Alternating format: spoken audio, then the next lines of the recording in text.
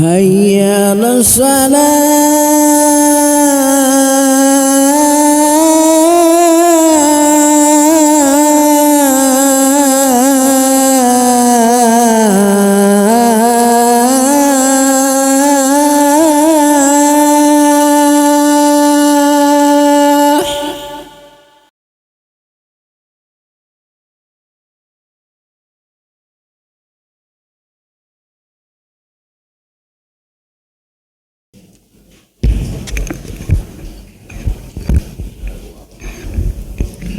Bismillahirrahmanirrahim.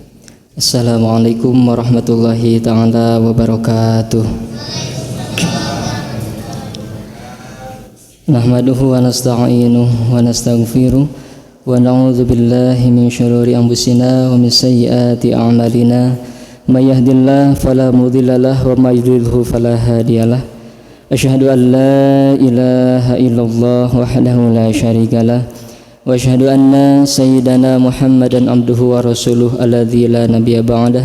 Allahumma shalli ala sayyidina Muhammadin alladzi ursila rahmatan lil alamin wa ala alihi wa sahbihi ajmain, amma ba'du.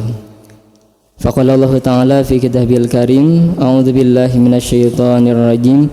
Syahrul ramadhan alladzi unzila fihi al-Qur'an hudal lin-nasi wa bayyinatin minal huda wal furqan. Wa qala fi ayatil ukhra dzalikal kitabu la raiba fihi hudal lil muttaqin. Wa qala fi ayatil ukhra ihdinas siratal mustaqim.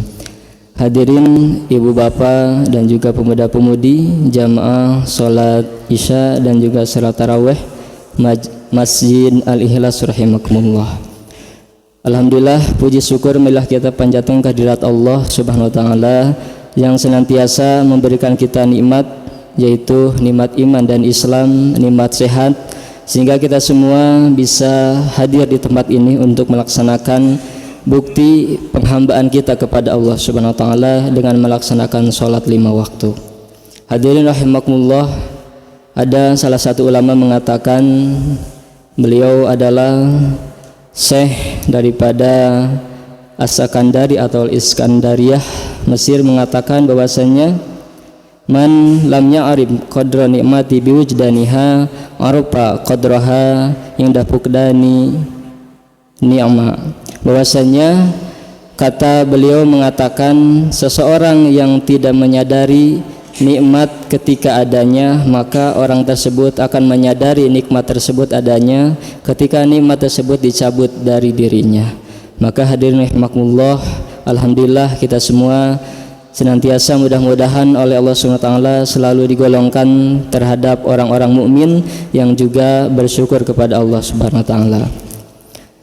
Hadirin rahimakumullah, pada kultum yang singkat ini insyaallah akan sedikit mengedepankan tentang urgensi Al-Quran. Hadirin rahimakumullah, Al-Quran kalau menurut bahasa merupakan bacaan.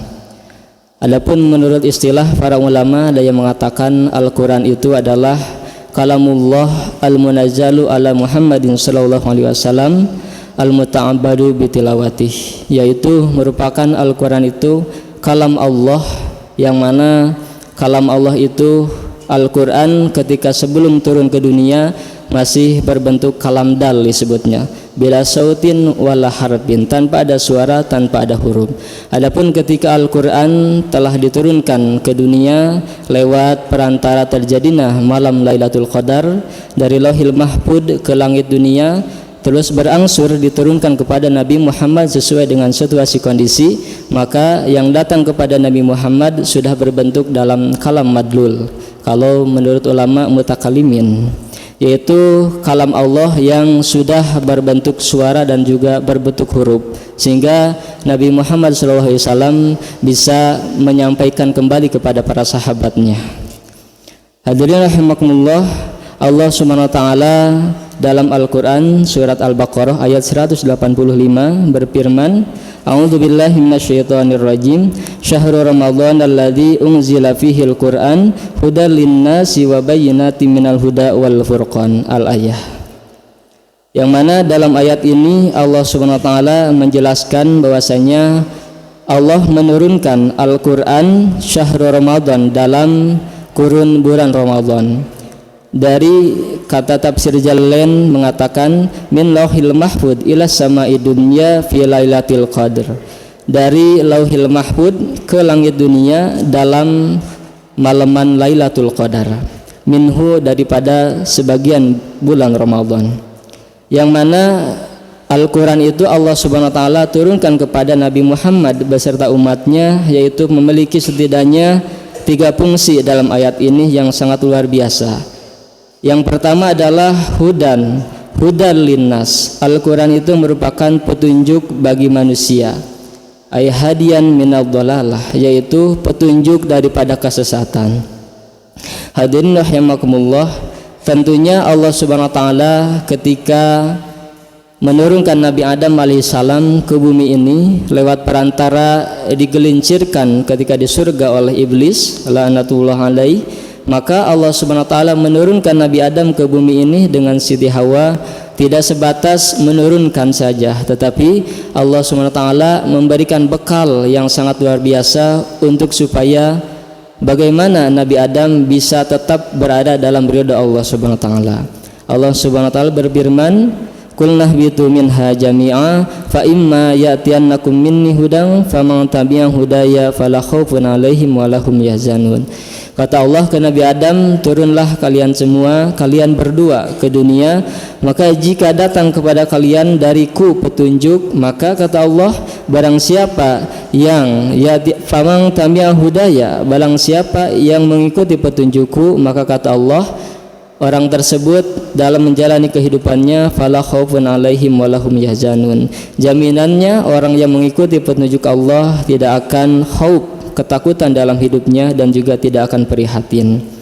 Begitu pun juga dengan rasul-rasul yang lain. Ada kitab Taurat, Injil, Zabur, dan juga Al-Quran yang diturunkan kepada Nabi Muhammad. Tidak lain dan tidak bukan fungsi utamanya adalah sebagai hudal linnas. Wa ja'alna hudal li bani Israil. Allah SWT menurunkan wahyu kepada Bani Israel sebagai petunjuk. Al-Quran sebagai petunjuk bagi umat Nabi Muhammad. Itu merupakan fungsi yang pertama. Yang kedua adalah kata Allah, wa bayyinatin minal huda wal furqan. Al-Quran itu bukan hanya sebagai petunjuk, tetapi sebagai penjelas daripada petunjuk itu sendiri. Ayyahdi ilal haqqi minal ahkam. Kata tafsir Jalalain mengatakan Al-Quran itu sebagai petunjuk kepada kebenaran daripada hukum-hukum, yang mana hidup ini tidak bisa terlepas daripada aturan, baik pun itu aturan yang tertulis maupun yang tidak tertulis. Maka Al-Quran sebagai petunjuk juga sebagai penjelas atas petunjuk itu sendiri. Fungsi yang ketiga adalah kata Allah wal furqan. Al-Quran itu adalah sebagai pembeda, yufariqu bainal haqqi wal batil. Al-Quran itu adalah pembeda, pemisah mana yang hak, mana yang batil. Hadirin rahimakumullah, yang mana dalam surat yang lain Allah SWT dalam surat Al-Imran, Allah SWT berfirman wa'tasimu bihablillahi jami'a, dan berpegang teguhlah kalian semua kata Allah pada ikatan Allah jami'an seluruhnya. Yang mana yang dimaksud ikatan Allah di sini adalah agamanya Allah. Kenapa agamanya Allah diibaratkan sebagai ikatan, sebagai tali? Maka tali itu bisa, yang pertama fungsinya adalah untuk menguatkan, untuk merekatkan. Ada juga tali berfungsi untuk menyelamatkan. Ketika seseorang hampir jatuh di suatu jurang, maka tali yang seutas itu bisa sangat menyelamatkan hidupnya ketika tali tersebut dipegang dengan kuat-kuat.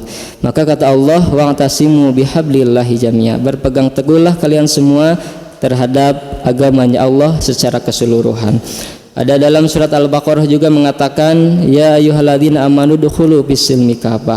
Allah SWT memerintahkan kepada orang beriman untuk senantiasa masuk ke dalam agama Islam itu seluruhnya, yang mana maksud daripada ini adalah berpasrah seluruhnya terhadap aturan-aturan Allah SWT, baik yang mampu dilaksanakan atau yang belum mampu, tergantung situasi kondisinya. Sehingga ada ungkapan raditu billahi robba wa bil islami dina, dan seterusnya.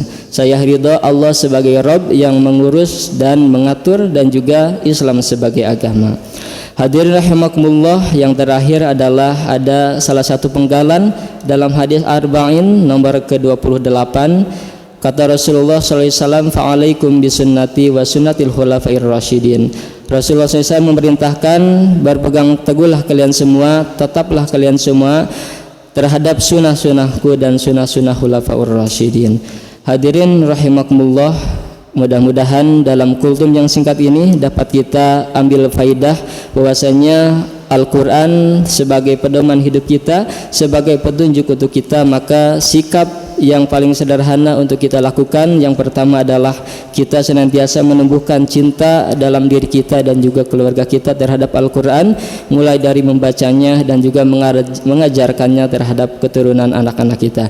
Mudah-mudahan kita semua senantiasa diberikan taufik hidayah oleh Allah SWT, dan juga diberikan kesehatan, dan juga keluarga keturunan kita semua dijadikan keluarga yang soleh dan soleh. Amin ya rabbal alamin.